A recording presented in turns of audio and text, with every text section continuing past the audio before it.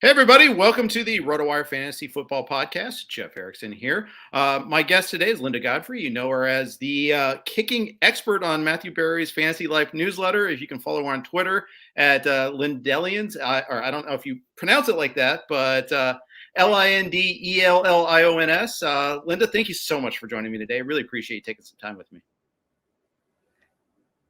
Yeah, I appreciate getting a chance to come on. I love talking some football. Now it's off season or dynasty season or whatever season you consider not NFL season. There's a lot more time to do the chatting. So I'm excited to be here. Very cool. And you can catch her on the Fantasy Besties podcast. If you're a Big 12 fan, specifically an Oklahoma State fan, you can catch Locked On Pokes. Yeah, you can catch her in a lot of different places. And I see you on Twitter. I think we first met in Scott Fishbowl, if I'm not mistaken, a couple of years ago. Yeah, that would have been, my first year was last year. It was a lot of fun. Didn't make the playoffs. Did get the playoffs this year, but ended after week 1 in the playoffs. Oh, no, that's not good. I think I was in the same boat this year. But, so it goes. Last year I had these great quarterbacks. I had Herbert late, and it was a super flex league. And he saved his worst game for the fantasy playoffs, so first round of the Fishbowl playoffs. So that was somewhat less than fun, but so it goes. This year, the Fishbowl had kickers as a flex option. You are the kicker master. Did you utilize this option? Of course I did. I wasn't it felt very, there's a TikTok sound and it's like, am I the villain? Maybe I am. And that's kind of how it felt when Scott Fish announced that there was going to be an option for kickers. I love the way that he did it. It was a really simple way to ensure 8 to 9 points if I was missing a player due to injury or bye week and there wasn't anybody worth picking up on the waiver wire. I think it's a very good compromise in between the band kickers and pro kicker crowd. Right. I'm pro kicker. I just think if there's a scoring play on the field, I want to be involved in it there. And there's obviously, we're in an era of great kickers. I mean, we have the best kicker of all time, first of all, in Justin Tucker. I'm a Bengals fan. I've got Evan McPherson going for us, and I love Evan McPherson. This is an Evan McPherson Stan podcast here. There's so many other great ones. We saw Daniel Carlson, kick the game winner on Sunday night, never missed in his home stadium. So many great kickers right now. Yeah, it was fun. We also had the worst kicker week early in the season. There was a week where everybody was missing extra points, and it set a record for most missed extra points since they've moved that back. And so those are always fun days for me online because everybody was like, "Oh, where are you at now?" I'm like, "I'm right. It's not fun for me either. I'm not having a good time. You don't need to text me and tell me that they're missing. I'm paying attention. I can see it happening." So That's why I get obnoxious when somebody kicks a 50-yarder. Then now it's my turn to be the obnoxious one. So sure. And the ones that struggle illustrate the good too. And it makes us appreciate the elite kickers even more. I think it's that thing, that couch coach thing where you're like, I could do that. I could have made that catch. And with kickers, they have that one job. So it's very easy to pinpoint when they've made a mistake or when they haven't. And it's really easy to be like, you have one job. I could do it. No, you couldn't. Sit down, drink your beer, enjoy football. But no, you couldn't. I think the fact that so many kickers miss every week, week in and week out, is evidence enough that not everybody can do it. Yeah, absolutely. Well, I think the best part was, you just think back 3 years ago, the Bears and the Eagles in the playoffs there, the bad misses there. And there was in the Goose Island's brew pub there, ran a contest. You could try to kick an approximate field goal. And they had this little turf thing. They put a little gate fence, so you had to kick over it there. Cody Parkey, obviously, is the one that missed those. And no one could do it. And there were a lot of these tragic misses. They put up these an actual field goal post and all that. It was snowing that day. It was perfect. It was so awesome to see. Yeah, I love that. Put your money where your mouth is. Exactly. Let's talk playoffs. Do you play a lot of fantasy playoff football, or do you start focusing more on Dynasty and Devy? I took like a week-long hiatus. I've been like devouring books left and right and just taking kind of a football cleanser. I do Okay. play in some of the fantasy playoff like charity events, especially the ones where you have to pick like you can only use the player once, like in Baby Bowl. Rob Norton Hmm. runs one where you can only use one player 1 week, and once you've used them, you can't touch them again. And so I really like the strategy behind that. Last season was my first season even experimenting with it. So it's nice to go into this season with a little bit more knowledge around playoff fantasy. I love the one and done format. We did, on Sirius XM, we've always had like a host league where we do the same thing. And there's some strategy involved there because you want to make sure you don't, leave a guy forever on your bench that's like while you're waiting for them to make the Super Bowl when they get knocked out in the second round, or something like that when they're a favorite. But at the same time, you got to have something for the Super Bowl too. Right. It's there's a lot more my buddy Andrew Cooper said it best, like a well-rounded football knowledge because you have to take into consideration who's going to move on.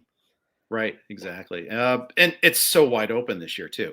We don't have a 15-2 team, 16-1, even 14-3. I mean, it's super wide open, which and plus only one team with a bye in each conference makes it an added layer of complication. Yeah, there's been a lot of times I think throughout the season where we've crowned a team like this is the best in the NFL, and then they have like a week or even a 2-week stretch where it gets kind of murky again.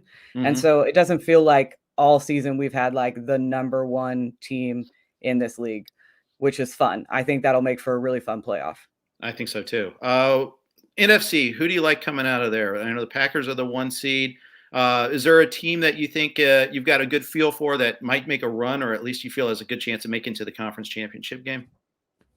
Whew, I had but at the beginning of the season, I thought the Bucks would make it back to the Super Bowl. I think the way that they're playing still pretty much, it sucks that they lost Leonard Fournette. It sounds like Ronald Jones is going to be out. They had the injury to Chris Godwin, and Tom Brady seems to not, and Bruce Arians. It doesn't seem to be an issue in the way that their offense has been playing, and their defense has been solid all year, at least in on the runs against the runs. So I think the Bucks probably make a pretty good run. It's unfortunately they've lost a lot of their fantasy relevant options for the playoff fantasy landscape, losing Yeah, AB and Chris Godwin. exactly. And we don't know if Fournette's going to come back. If he comes back, that's a huge addition there because I really don't trust Lev Bell going through this. I know they've gotten some work from Keyshawn Vaughn. They might get Gio Bernard back. We'll see. I mean, he's been out for a while too. Rojo's already declared out this week, so that's a big tricky part there, especially because I think you need to run against the Eagles to beat them. Right. Totally So. agree. So we'll see about that. But I play in the NFFC's Hold'em game too, where you have to make the decision this week, and there's no subbing out. It's instead of one and done, you draft and you keep them until they get knocked out, and so you have to make that call kind of early. I'm probably going to pass on Fournette because even if he comes back, I think he might be limited early on. Right. That making that call, like setting a lineup like that is it's a whole nother facet you have to think about because you want Right. guys that are going to be there the longest amount of time. Do you guys do like kickers and defense in that lineup, or is it just skill position? It's a one kicker, one defense too, and so what they have is a multiplier too. So in the first week, and this is just the NFFC. I know, and I did another draft on air where we just drafted teams, but this is an overall contest. So you get one kicker, one defense, and if they get knocked out, then you can supplant them. But each round that they advance, you get a multiplier. So everybody that you use, they get their score this week, but if they play next week, it's double their score. If they're still around for the conference championship game, triple their score. If they're there for the Super Bowl, it's 4x. So getting those the critical 4x guys right is so important. Yeah, that's fun. I like that setup. That sounds Yeah. fun. It's a really neat contest. They do great stuff over there. We do a lot of stuff with the NFFC, and no secret about that. We're business partners with them, and so we get some entries, we promote them, and then I usually buy in about 2 or 3 more entries because I like it so much. Yeah, that's a great way to set that up. Boy, Yeah. you could some scores I bet are wild by the end of the season or by the end of playoffs. Right. And then the tricky part is try to avoid the chalk. To find that one player that's super productive in the Super Bowl that's worth 3 or 4 times, it's not rostered by everybody. Like James White the year against the Eagles was huge, things like that. Yeah. Or against the Falcons, excuse me. so many Patriots Super Bowls. But yeah, I'm. It's always fun to try to find something like that, to find that fun angle, to try to attack that. The AFC, that's what you want to talk about. The NFC being wide open. The AFC is even crazier in terms of what's so wide open. Who do you like coming out of the AFC? I turned in as soon as the Broncos got eliminated from the playoffs, I became a Bills homer, so I'm gonna take Okay. Josh Allen and the Bills. I think especially if they get past the Patriots, the road gets a little bit clearer for them. I know they've had some peaks and valleys over the season. I just I really think that they're pushing for it this year, and, I got really hyped last year, and of course, it came crashing, burning down, but, I'm putting my faith back in Josh Allen and the Bills. All right. So I can see as a Broncos fan, you can't root for Kansas City. I get that. No. I have family in Kansas, so I get the other side of that coin a little bit there. But my brother, my parents are big Chiefs fans. I stuck with the Bengals, but for reasons I'm not quite sure. It's just, I guess I'm loyal like a dog, but so it goes. Yeah, well, the my daughter's dad and his family are Chiefs fans, so they, like, send her home in Chiefs gear, and, like, Oh no. when the Broncos lost the other night, she was like, go Chiefs." I was like, "Not my house." Like, I get like, Oh no. Oh "Don't no. do this to me." Like, I try to be like but so last year during playoffs, I got her a Josh Allen jersey, little her size Josh Allen jersey and sent it to him the night of the game. So, we still have that in play this year. Okay. I could get behind the Bengals. Of course, I like Evan McPherson. I called that before the draft even happened. I wasn't sure that they were going to draft a kicker, but I was pretty sure he was going to end up on the Bengals. They had talks with him in the offseason, or preseason. But I was pretty off on Joe Burrow from a fantasy standpoint this year because I was worried about that offensive line. So I'm like eating crow at the same time every time that I'm watching the Bengals. So it's fun to watch and they're a really exciting offense, but I'm eating a lot of crow every time I watch them play. So I'm a Bengals homer, and I still only had him in like one league because I had the same concerns. He got hit, and he got hit a lot this year. He got sacked 51 times. I mean, your concerns were valid. They're still present. Losing Riley Reef was a big loss at right tackle. He's out for the playoffs. That's tough. Um, Fortunately, Chase is all that. Higgins is totally as advertised. They've got Mixon for a couple more years. They're locked in at the skill position players. Now they can go out and get an offensive line this offseason. They got cap room. They can use their draft picks on that and linebackers as they need. Those are the big two areas, I think, for them. So I don't want to get ahead of next year because we still got this year, but it's weird and fun to be well positioned for the future. Yeah, I'm sure that feels great. I haven't experienced it in roughly 6 years now, but I Yeah. bet it feels really good. Yeah, you've won a Super Bowl at least, though, so you got that going Yeah, for you. You don't have utter pain in the Super Bowl as your only two experiences to the same team, but that's all right. I'm still not over that, but that's okay. About your Broncos, how did you feel about the Vic Fangio firing? very good. I don't Yeah. think Vic Fangio first of all, like, there's this concept of, like, don't dance on their graves, and I'm not celebrating that somebody who has a family has lost their job. But Hmm. in the real world and in the NFL world, when you get hired to do a job that you can't do, you don't get to keep that job, and it's not my fault that it's super public, but that's the way she goes, and I don't think he held himself very accountable in pressers. I think throwing your quarterbacks under the bus the day before you know you're about to get canned feels really cheap from your head coach. I'm glad Pat Shermer is gone. I don't think he called a competent offense all season. Didn't matter who was in at quarterback. It was not going to work with the offensive schemes that we had. Fantasy Twitter is not going to like me, but I hope that we keep Melvin Gordon around because I think the tandem running back room worked really well in Denver. And I love Javonte Williams just as much as the next person, but it's my team. From a team standpoint, I want two really good running backs as opposed to just one. It's not like Melvin Gordon was holding the team back. I mean, No, he actually played well. I get that. And, today's NFL, you need two running backs for the most part. There are very few teams that have that workhorse lone running back. And if you do lose them, God forbid, you need to have someone good come next man up. So I get it. I guess the only argument against would be is if it carved up too much cap space, but I don't think that's the case here. right. And it'll be, there's if Aaron Rodgers leaves, if Russell Wilson leaves, there's definitely a chance that we don't have the money to foot the bill for Melvin Gordon, but I'd like to be able to get it done. Uh, I was pretty sure Aaron Rodgers was going to be a Denver Bronco heading into Yeah. next season. But, well, actually, during this season, like before the draft, I was sure of it. And then it all fell apart. And now he seems to be having the time of his life. And I'm like doubting if he even leaves Green Bay. Right. We're going to be right back where we started. Yeah. Well, so if it's not Rodgers, what's your other option? What are the other options out there? Russell Wilson, if he decides to decline his no trade clause, that's an option. I like Russell Wilson. He's behind a pretty terrible offensive line in Seattle. Our offensive line is better, I would say, but it's still not a stellar offensive line. And I know there are some Denver Broncos fans and some fans in general that would love to have Deshaun Watson on their team. I'm not comfortable with it while all the off-field potential issues are going on, while he's mixed up in everything that he's dealing with off the field. I don't want to bring that into Denver, not right now when we are trying to like get back on track. But, we're interviewing like 10 new people for head coach. There's no telling which direction it goes. I I thought I was going to know where we were at the end of the season, and it feels like I'm even more lost than at the end of last season. I don't blame you for that. My favorite Fangio moment is how he couldn't let go of the Baltimore thing. We're going like 2 weeks later, 3 weeks later, they're talking about the Cleveland game, and he goes, "Well, at least they're classier than the team in their division." I'm like, what? Why? Let it go, dude. I mean, it's just it's Yeah. that was wild to me. So that he wasn't wrong about the quarterback room not being strong.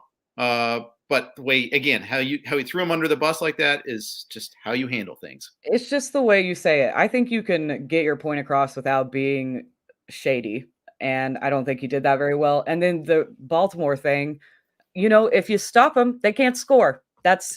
They're Right. put on the field to score points. That's the point of the offense. And I know that might be confusing since you're watching the Denver offense put up 13 points a game, but that's what offenses do. They score points. And if you can't stop them, they're going to do it. It doesn't matter how much time is left. I was a couple of years ago during the Women's World Cup when USA ran the score up and everybody was like, that was unnecessary. What are you talking about? The point of the game is to score the most points. That's what they did. Right. So I'm And not this I'm isn't not youth a lay soccer. down and die guy. Yeah. Right. It's professional athletes. Now, granted that that was a definite mismatch, but it was also the Women's World Cup. It Yeah. wasn't.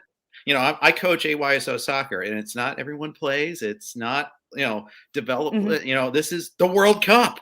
I Yeah. get it. And goal differential matters, and you're worrying about like trying to get to the advancement rounds, worrying about seeding and things like that matchup. So I had no problem with that either. I get your point entirely. So I'm with you on that one. Before we move on, quick note from our friends at WinBet.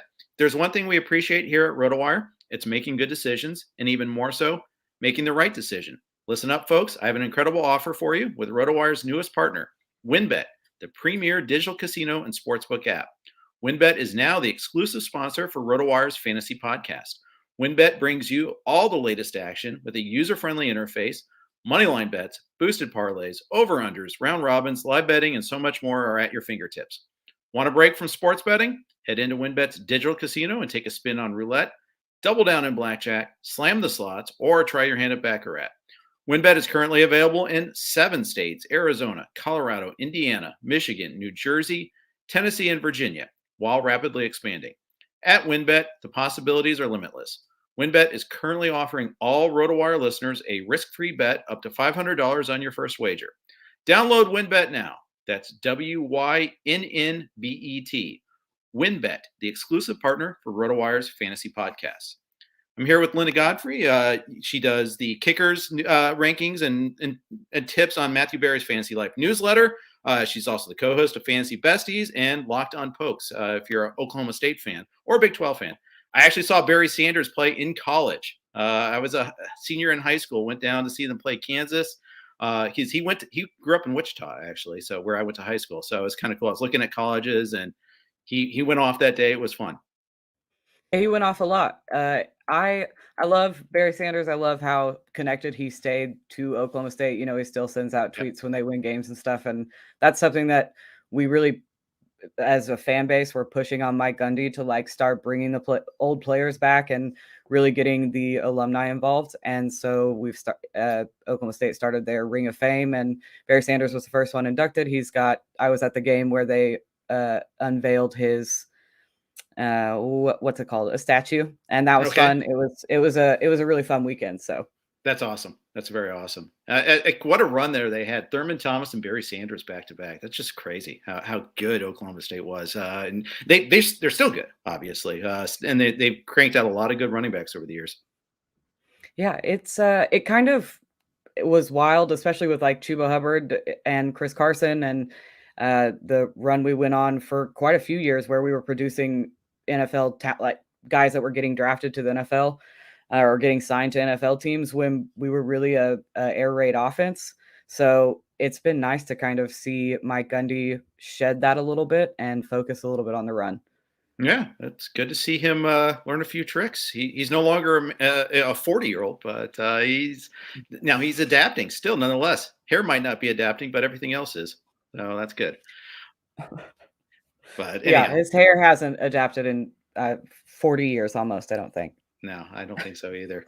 All right, nowhere to go from that. So let's move on to kickers a little bit here. How did you become the kicker advocate? This is your niche? If the fantasy Twitter knows, if you want to have a Twitter question, we asked Linda. How did this happen? Well, actually, it does draw to Oklahoma State. My dad played at Oklahoma State in the early 80s, and he was a kicker.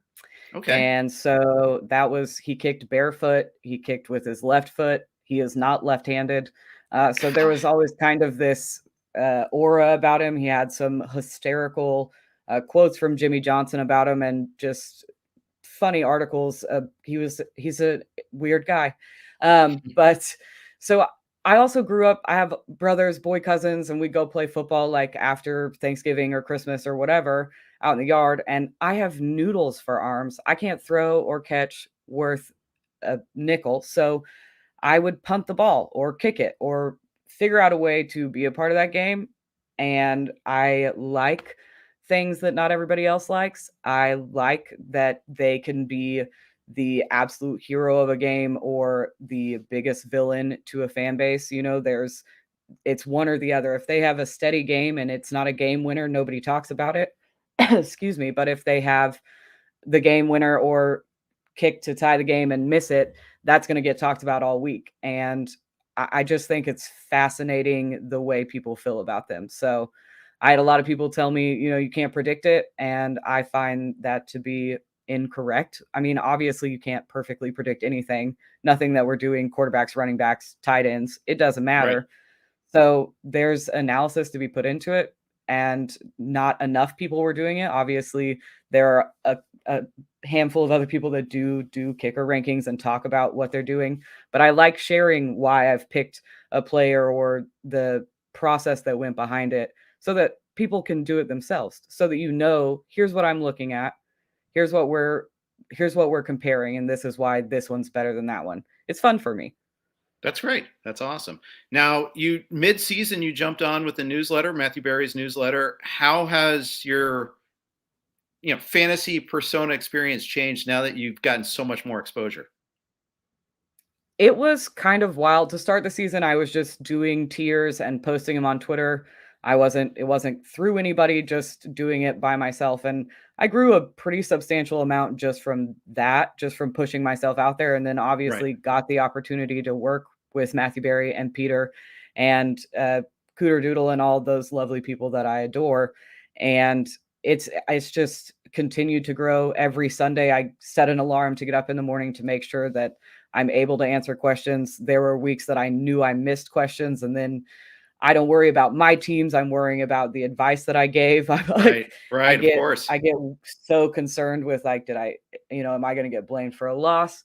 It was just really, I got a lot of good feedback from people saying like, we appreciate that you're doing this. Not enough people do it, and it's good that we have someone to go to. So it was a very overwhelming season in terms of growth. I went from like 5,000 followers on Twitter, and now I have that little K by the number. Like, it was a very growing season, but it was overwhelming. It was a lot.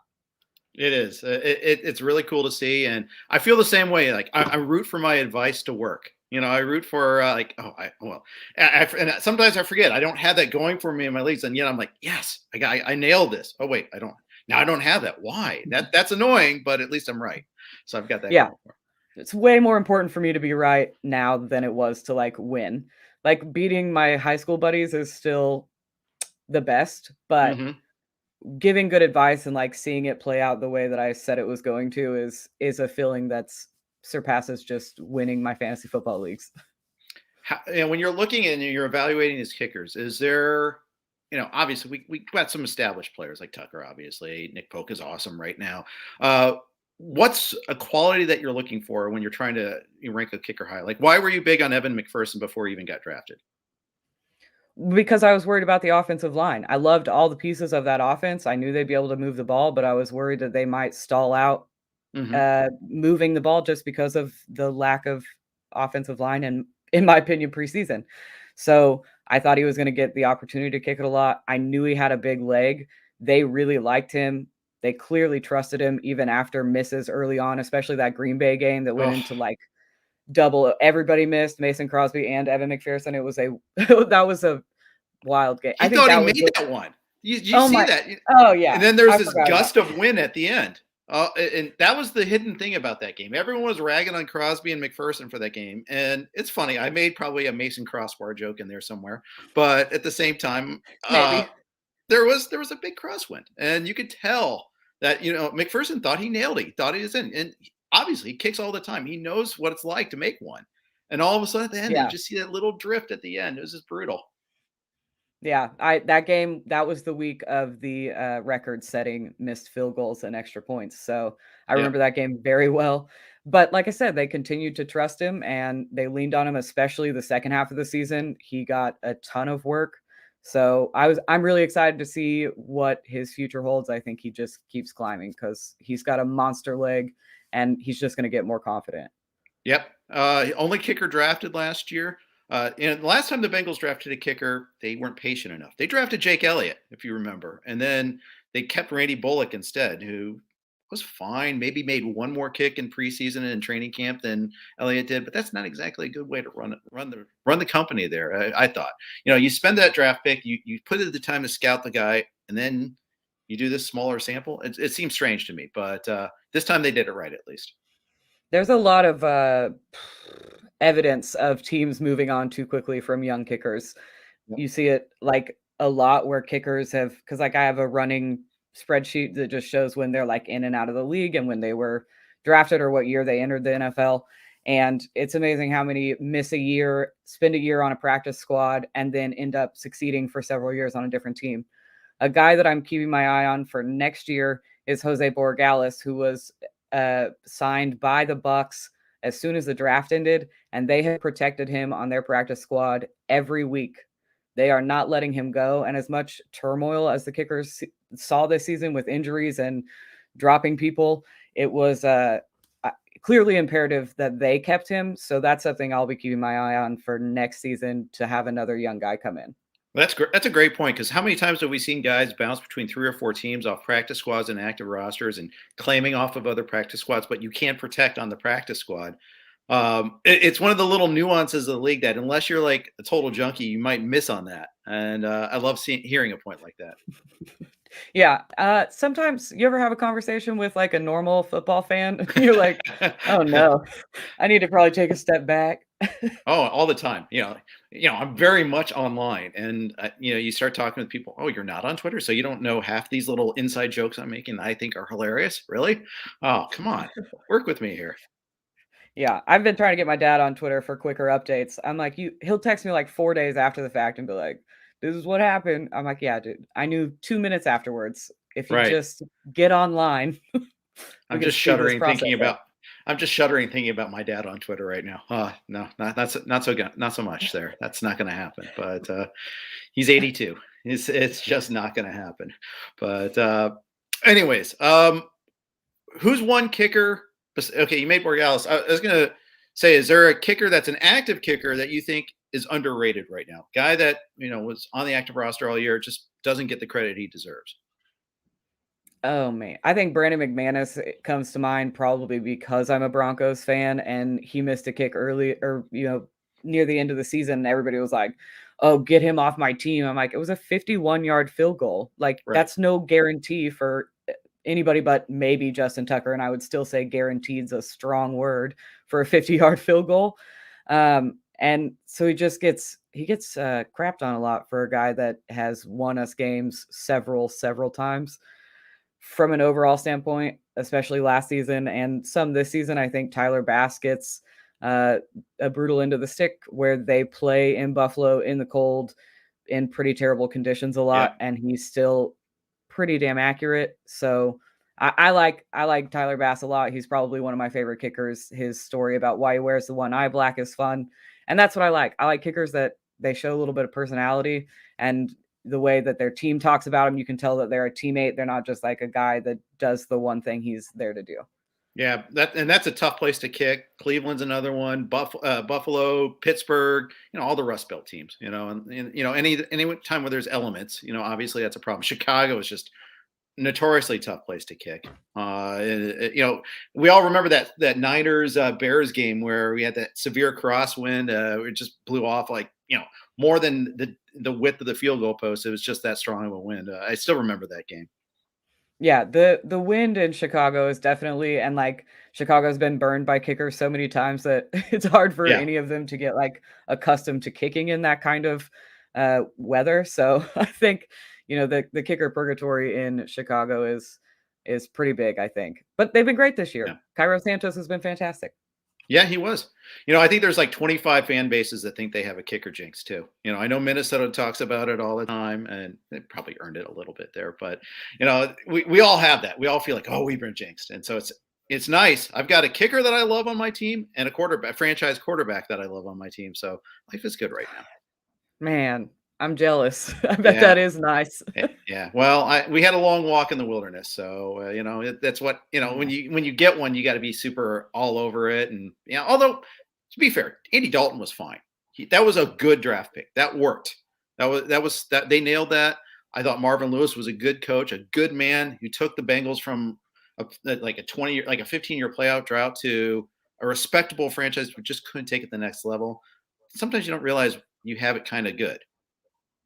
Yeah, that happens too when I heard teams complain about having 10 wins, and I'm like, "Pfft, I'd give anything for 10 wins this year. I thought it was Yeah. going to happen. Yeah, ask Lions fans how they feel about Jim Caldwell. Although I like Campbell right now. I think he's good, but Caldwell got I them 10 wins and they fired him. I adore Dan Campbell, but I'm so worried that they're going to use him as like the scapegoat at the end of this rebuild, and that's going to make me sad because I enjoy him. I know we all laughed at the beginning of the season when he was talking about biting kneecaps and Right, right. drinking shotgunning espresso, but he's so fun, and they clearly like to play for him. I mean, I don't think that there's any question that they like to play for him. He's so much fun to watch in the locker room. So I'm going to be bummed if he gets the short end of the stick in Detroit, and I think he will. Yeah, I hope not, but they've had a quick trigger before. We'll see. I mean, it can't be as bad as what Miami firing Brian Flores. I still don't get that one. I understand that there's conflicts between he and the general manager, and probably the owner is probably that's one of those things where you don't know all the details of what happened behind the scenes. Yeah, somebody's gonna get lucky though, getting Brian Yeah, Flores. I think. I think he's a good coach, but needs to go somewhere that maybe needs some defensive help. yeah, that's right. Who do you want Flores in Denver? I really want us to go after an offensive Okay. coordinator. I think we've built this defense pretty well in the past, but we haven't had a steady offense since Peyton Manning retired. And even then, it was like our defense won that Super Bowl. So I would love to go after an offensive mind. The word on the street sounds like it's going to be Dan Quinn, which would be fine again, but I just really would prefer if we went after somebody that was going to try to fix the offensive side of the ball. It just doesn't sound like that's going to be the case. Yeah, yeah. I mean, you got to get one of those rock star coordinators then, and that's always hard to find too, because they want to be a head coach. They Right. want to. It can't be a lateral move. You got to find someone like from college then who wants to be able to do that. Yeah. The college, I think there's going to be some college coaches that move up to the NFL this season. So the coaching carousel should be a pretty wild ride. Yeah, it should be. The other thing about the Broncos and Elway is, his track record of, bringing on quarterbacks not named Peyton Manning isn't very strong. Not great. It's not great. And he kind of took a step back from the reins this offseason, and George Patton came in, and I think he's doing a really good job. I Yeah. like the draft. I know people are upset that we didn't take a quarterback in the draft. I get it. I really think they thought they were getting Aaron Rodgers before the draft happened as well. So, I'm not mad about the pick. Obviously, Surtain is a fantastic defensive Right. player, but and none of the rookie quarterbacks had a Justin Herbert year or Patrick Mahomes kind of awakening. So I'm not terribly worried about what we missed from the quarterback position. Unfortunately, the draft class coming in is also not very strong at quarterback. So I don't know what we're gonna do. But I'm not mad about how this draft went, and Elway's taking that step back to hopefully. Right. I mean, like you said, we don't know what goes on behind the scenes. Maybe they just publicly said he did and he didn't at all. But I think because of the way the draft went, that he did kind of take a bit of a step back. Yeah, I agree. And the other thing that most people maybe not be aware about is the mess of ownership with the Broncos too. I mean, and that sounds like it's getting closer to getting resolved, though. Yeah, it's been in court it feels like for years, Hmm. trying to decide what to do with it. So it sounds like they're going to let somebody buy it, which was the first step. Now we've just got to find somebody to do that. There's been conversation about Peyton Manning and other investors going in together and buying it. I know there's been talk about Elway doing kind of the same thing with his investors. So it'll be interesting to see, but I think that clearing the ownership up would definitely be a step in the right direction for the Broncos. I mean, you got to start from the top, Absolutely, absolutely. So many bad owners in the NFL right now too. A lot of like where like my Bengals, for instance, Paul Brown was, you know, royalty in the NFL, did a lot, established the franchise in two different places, basically.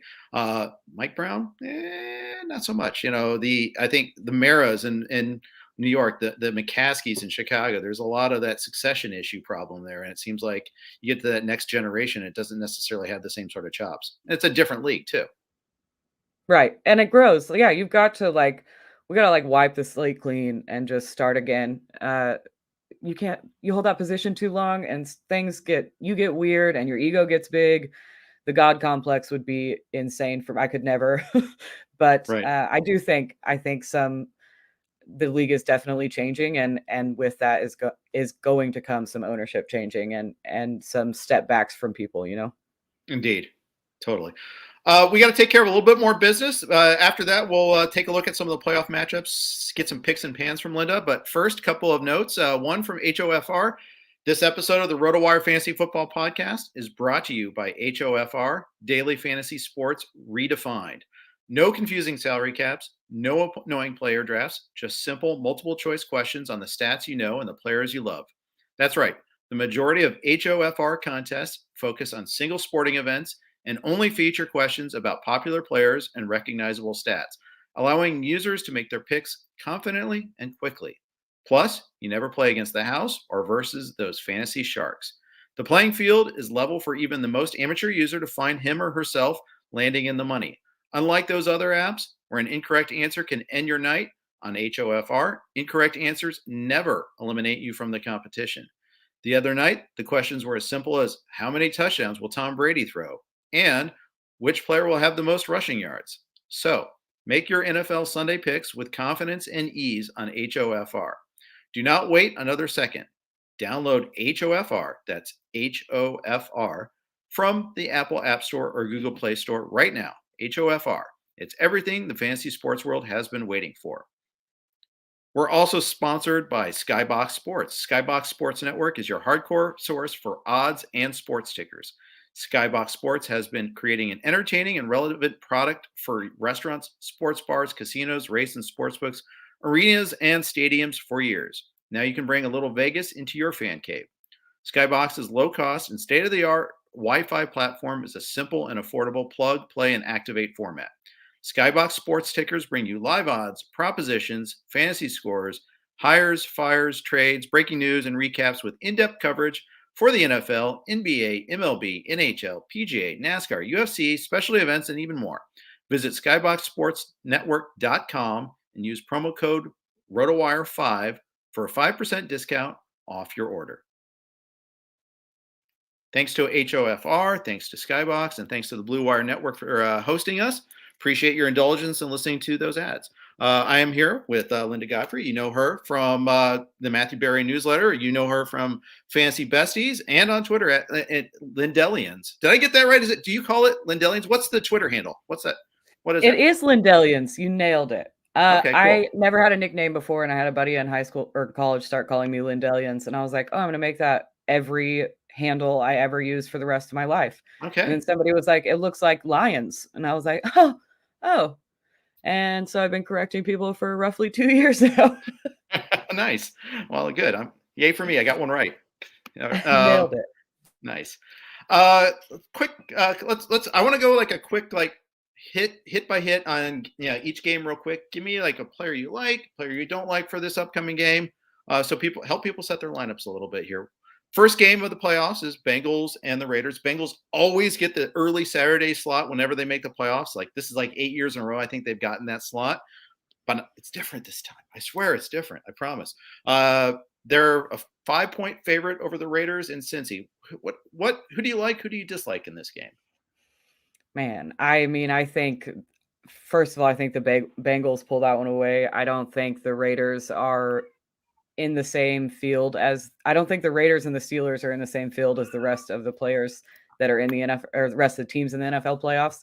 Mm-hmm. So if you're playing in a league where you only get to use that player once, I'm targeting probably a guy like Josh Jacobs as my running back for week 1. On the Bengals side of the ball, if you want to use somebody like T. Higgins or Jamar Chase, I think picking which one goes off is going to be not a fun game, not a game I really want to play, but I think because of that, you can play either one this week and then tackle them again next week. Evan McPherson is a kicker that I would be starting. Really, both of those kickers in that game are likely to get some shots, but because Evan McPherson's going to continue on, if you need him to make it several weeks, go Evan McPherson. If you need a kicker just this week, you can pick up Daniel Carlson. The Raiders kick the ball a ton. But yeah, Josh Jacobs is probably my favorite in terms of players that I want to get in this week before I don't have the chance to play them again. Yeah, I hear you on that. I think that's right. Carlson's a great example of a guy that didn't work out at one place. Team gave up on him a little bit too quickly, and he surfaces elsewhere and does good. Yeah, there were a ton this year, especially that I saw that just like kind of got recycled back into the league from the last 2 years of draft classes. Right. Yeah, that's a great one there. And the thing is, I'm also in the NFFC, you have to choose one player this week from each team. I think most people are going to go with Chase if they choose a Bengal. And I think Mixon will probably be the second choice. Mixon was heavily used in the first game against the Raiders. I almost think it's sneaky to go ahead and use Burrow. So maybe I'm trying that with one of my lineups. I've got a couple entries in that contest, and I'm going to try Burrow and hopefully get 3 games at least out of him there. 2 would be nice even, but we'll see. Because if they win, they're probably playing Tennessee, and Tennessee's getting stronger and stronger. They've beaten 8 teams with winning records this year. Vrabel's done a hell of a job. Yeah, Coach of the Year. I don't know how his name isn't coming up more as Coach of the Year with as many players as they've had on the field this year. Agreed. In fact, I'm a Bengals fan. I should be like a Taylor Stan, but I think it's Vrabel. I think he's really clever. I think he's really smart. He had that one brain fart last year against Baltimore in the playoffs when he decided to punt, and we all ragged on him for that, and he deserved it. But at the same time, he's super smart, and the way he gets them ready to play, I've been really impressed. He's the one Belichick protege that has made good. That's worked out, yeah. Yeah. Let's keep going with the AFC. Let's keep going up. Your Bills. They're now Linda's Bills. Up against hosting the Pats. What do you like in this game? This is another game where I'm going to take a running back and get that play out of the way, and it's Devin Singletary. That game's supposed to be a cold game. I think they probably run the ball a lot, and Devin Singletary has been playing really well the last several weeks. So he's a guy I'm definitely trying to get in the lineup and get done with. Like I said, I think if the Bills take this game, then their schedule gets a little bit easier. So Josh Allen's a guy that I'll probably try to save. Devin Singletary is probably my favorite play from this matchup. On Yeah. the Patriots, there's nobody I'm super stoked to start this week because of the weather, because of Bills defense. It's funny. It's Singletary. I draw a comparison between him with the Bills and Fournette on the Bucks. For the longest time, they couldn't settle on one back, and then like the last 3 or 4 weeks, they've really settled on Singletary, and he's delivered. I feel like he's had that ability all along. Yeah, I like Singletary heading into the season. I'm a zero running back kind of person. I've kind of Okay. tipped my toe into that over the last offseason. And Devin Singletary, that whole Bills backfield was a good backfield to target because nobody knew what the answer was. Singletary was cheaper. I grabbed him a lot of places just because he was the cheapest option in a backfield that we had no idea what was going to happen. So at the end of the season, he really showed out. And I think he's done enough to kind of get the nod going forward, at least for right now. Yeah. I don't mind Harris if you have to use him this week. I'm pretty sure the Pats are going to throw more than 3 times this time. But I do think that they're going to be a heavy run offense still. And of course, you got to watch his hamstring. But I think if the Pats win, it's because they're able to run the ball against the Bills. I think and they control the clock. They keep the ball out of Allen's hands, keep the ball out of just make the Bills work. Because that's the one thing I think the Bills are slightly susceptible to is a good run offense. They really are. And I think at the beginning of the season, we talked about the Bills defense being stout against the run. And then we watched Jonathan Taylor score 5 Oh, touchdowns against it. And it was like every other team was like, oh, we can exploit the Bills' run defense. It was a weird phenom that happened this year because up to that game, I feel like the defense, that's what we talked about in the Bills' defense was their run defense. And then once a team figured out they could exploit it, they got ran on quite a bit. yeah. Julia asks, will Mac Jones, as a bet, will he have 20 attempts this week? I think it's all game script. If they fall behind 2 touchdowns, he's going to have to throw a lot. But I think they'd prefer, a game where he throws 15 to 20 times at tops, and if it's a close game, that's their script for them winning. I think. Yeah, I would go under because I think it's going to be a close game. I don't think it's going to get to a point where the Bills are 2 touchdowns ahead. So I would bet that he throws it, 17, 18 times, and Bill Belichick would be just fine with that. Yep. Eagles Bucks. Weather might be an issue. Rain, they're talking about here. Lots of rain and thunderstorm possible winds. You wouldn't think Tampa would be the place where weather would be a problem on this slate, but here we are. Yeah. See, okay. I'm not a very big Eagles fan. I'm not a big Jalen Hurts fan. I wasn't Right? heading That's into the true. season. I know he's played fairly well. They haven't, in my opinion, faced a whole lot of really stout teams. So it'll be, I think it'll be interesting to see against the Bucks. That's a team. The Eagles are a team that I want to get the play out of them while I can. Guys like Jalen Hurts, Dallas Goedert. Um, is Miles Sanders playing? I think Miles Sanders is supposed to play. He's a guy that you might get out of the way this week in a running back spot, but I don't think the Eagles come out of this one with a win. So I'm getting the points out of Jalen Hurts and Dallas Goedert while I can. All right, very good. Cowboys, Niners. For my money, this is probably the game that I think will be the most entertaining, probably the most competitive. The one I'm looking forward to seeing the most. What do you like in this game? Who do you dislike in this game? I like Elijah Mitchell. I like I'm not touching, Debo Samuel's a great pick, but he's somebody that that's where I get to a point where I'm like, do I want to wait a week to play him in case they can outplay Dallas? With Dallas, Ezekiel Elliott's an option, but I think I'd rather play Elijah Mitchell, who's really got the brunt of that work in San Francisco. Yeah, I think Dak's going to be able to throw the ball if he gets time. That's the big problem because I think those Niners DBs are very exploitable. But at the same time, Bosa I think has 34 hits this year. I mean, he's going to get to the quarterback. Tyron Smith hasn't been fully healthy all year. He did play he did sit out last week because of COVID, but he was healthy prior to that. I think that's a big. and it's not just Smith, obviously. It's the whole Dallas offensive line. Can they hold off that Niners pass rush? I think that's like the matchup I want to see the most. Yeah, that game is gonna be really fun. There was going into it, I thought Dallas might have it wrapped up, but, like, the more I sit and look at the 2 teams, I think it's gonna be kind of a knockdown drag out. It should be really fun. Yeah, I'm looking forward to that one too. How about Sunday night? Pittsburgh, Kansas City, the game that nobody wants to see, Ugh, unless you're a Pittsburgh fan. yeah. Yeah, sorry, Pittsburgh fans. I'm not playing anybody. Maybe Najee Harris, maybe, but I just think KC walks away with that game pretty cleanly. Um, and it because depending on what format you play in, if you're playing in a format where you can only use those players once, then I'm probably leaving most of Kansas City's offense off my board in week 1 so that I have them going into week 2 and 3 of the playoffs. So Najee, I guess, but I'm really not. I don't trust Ben to throw the ball further than a yard and a half. So, if it's PPR and you're getting those catches from Deontay Johnson, that's an option. But as a whole, that offense is not something that has been enticing to me for fantasy wise. Maybe Ben should be a part of your one of the other kicker in your family holiday front yard games now because he's the I arm think I strength. might be able to. I think I may have him beat on arm strength. It might hurt a little bit more when his ball hits you, but mine definitely going further. That's going to be a yeah. And the thing is, I fear like the Pittsburgh defense is going to be better. I don't know. I've just got this weird feeling that this game's going to get dragged in the muck. It's going to be like this Browns Steelers Monday night game from a couple of weeks ago. I hope I'm wrong.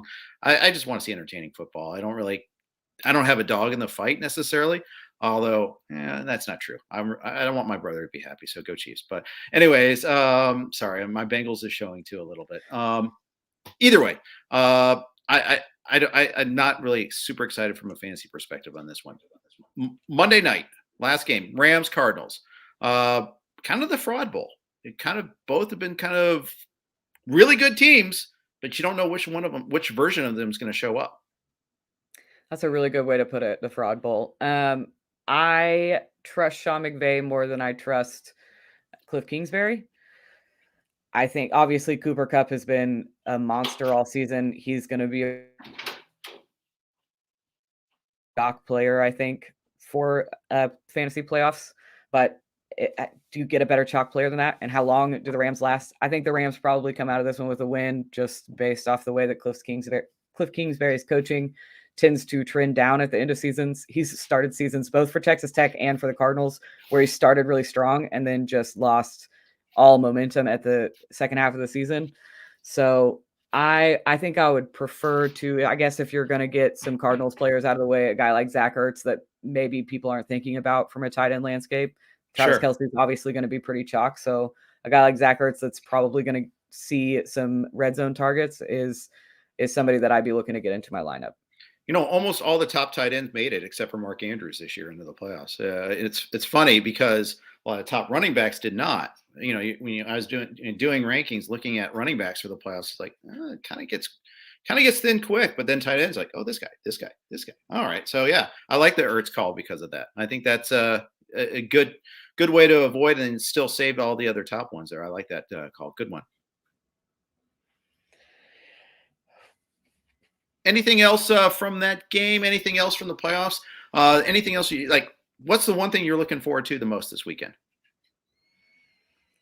Oh man. Like you said, the Battle of the Trenches game, that Dallas San Francisco game is going to be fun. I just really like good football, and it's going to Yep. be hard to beat that Raiders Chargers game. What a finish to the end of regular season. Yeah. And I'm still thinking about the way that Justin Herbert threw that touchdown pass on 4th and 21. So, it's going to have to be pretty impressive football. And then that game was followed up by the college football championship, which was another really good game. Yeah, So it was. Yeah. I want to see some good, entertaining football considering none of my team, my actual team didn't make it. Yeah, Jameson Williams' injury made me sick, but just especially because of the non-contact thing, and so much that it could cost him so much. I think that part was awful, but it was an amazing game otherwise. Linda, I want to thank you so much for coming on. It was really good to finally talk to you. I think we've chatted on Twitter at least, or in Fishbowl, but now actually getting to talk to you, it was super fun. Thanks for coming on. Yeah, I appreciate you having me. I had a good time. Good. You can follow her on Twitter at Lindellians. Listen to her on both Fantasy Besties and Locked On Pokes. And of course, once the kickers are needed, kicker commentary needed in the Matthew Berry Fantasy Life newsletter, check that out as well. This is my last football podcast of the season. We'll be doing others in the offseason here and there, but last scheduled one. We still got Mario and John back at you again tomorrow, so stay tuned for that. Thanks for listening.